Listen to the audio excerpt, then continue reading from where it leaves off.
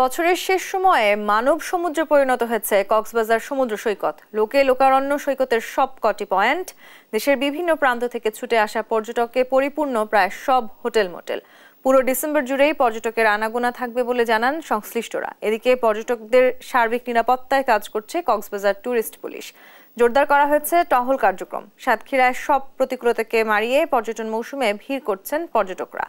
মান্দারবাড়িয়া সমুদ্র সৈকত, সুন্দরবন, বসন্তপুর, রূপসী Bangla mangrove, Muzaffar garden, ঋষিল্পী সব পয়েন্টে বেড়েছে ভিড়। বড়দিন ও সাপ্তাহিক ছুটিতে পর্যটক মুখর হয়ে উঠেছে পাহাড়কন্যা বান্দরবানও। জেলার মেঘলা, নীলাচল, শৈলপ্রপাত, চিম্বুক, নীলগিরি সহ সবগুলো দর্শনীয় স্থানে এখন পর্যটকের ভিড়।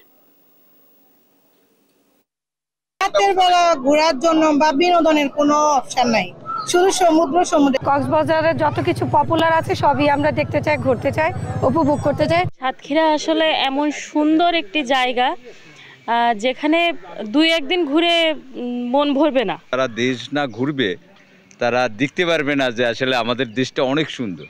25 ডিসেম্বর এই দিনটাকে উপলক্ষ করে আমরা বান্দরবনে ঘুরতে এসেছি। পর্যটক উপস্থিতিকে কেন্দ্র করে কোথাও যেন কোনো অপ্রীতিকর ঘটনার উদ্ভব না হয় বা সৃষ্টি না হয়, সেই জন্য টুরিস্ট পুলিশের পক্ষ থেকে আমরা দায়িত্ব পালনে তৎপর রয়েছি।